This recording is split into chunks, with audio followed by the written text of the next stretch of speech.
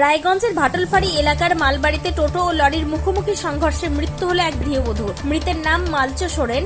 শনিবার দুপুরে ব্যাংকে টাকা তুলতে যাওয়ার পথে দুর্ঘটনার কবলে পড়েন তিনি। পরে রায়গঞ্জ মেডিকেল কলেজ হাসপাতালে চিকিৎসাধীন অবস্থায় রাতে তার মৃত্যু হয়। পুলিশ সূত্রে জানা গিয়েছে, শনিবার দুপুরে মালচো সোরেন টোটোয় চেপে ভাটলের একটি ব্যাংকে টাকা তুলতে যাচ্ছিলেন। সেই সময় ভাটলফাড়ির অন্তর্গত মালবাড়ি এলাকায় বিপরীত দিক থেকে আসা একটি লরির সঙ্গে টোটোর মুখোমুখি সংঘর্ষ হয়। সংঘর্ষে গুরুতর জখম হন তিনি। স্থানীয়দের সহায়তায় তাকে দ্রুত উদ্ধার করে রায়গঞ্জ মেডিকেল কলেজ হাসপাতালে শল্য বিভাগে ভর্তি করা হয়। চিকিৎসা চলাকালীন রাতে তার মৃত্যু হয়। রবিবার রায়গঞ্জ থানার পুলিশ ময়নাতদন্তের পর মৃতদেহ পরিবারের হাতে তুলে দেয়। এদিন মৃতার ভাই কি জানিয়েছেন শুনুন।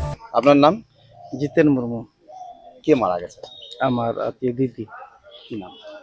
মেলচো সোরেন। বয়স কিরকম? বয়স 48 থেকে 49-এর মধ্যে আছে। কি হয়েছিল?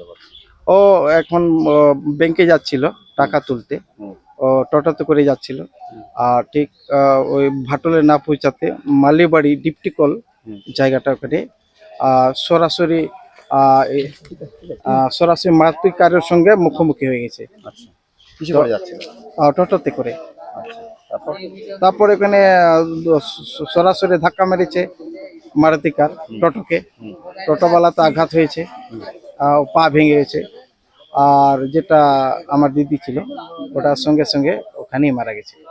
কখনকার ঘটনা এটা? ওটা 1টা থেকে 1:30টার মধ্যে। কেন ব্যাংকে যাচ্ছে? ও টাকা তুলতে যাচ্ছিল, একটা বিয়ে বাড়ির শাদী ছিল, বিয়ে বাড়ি ছিল, আর গিফট দেওয়ার জন্য কিনতে যাচ্ছিল। টাকাটা তুলে গিফটটা নিয়ে। কবে ছিল বিয়েটা? ওটা গতকালকে। আচ্ছা, বিয়ে গতকালকে ছিল? হ্যাঁ। তাহলে আর বিয়ে বাড়ি আর খাওয়া? না না না না, আমরা তো বাইরে ছিলাম।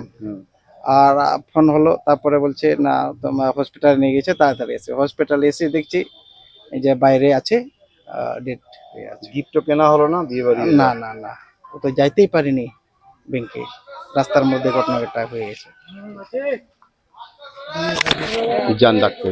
দুর্ঘটনাগ্রস্ত লরি ও টোটো বাজেয়াপ্ত করা হয়েছে। ঘটনায় একটি অস্বাভাবিক মৃত্যুর মামলা রুজু করে পুলিশ তদন্ত শুরু করেছে।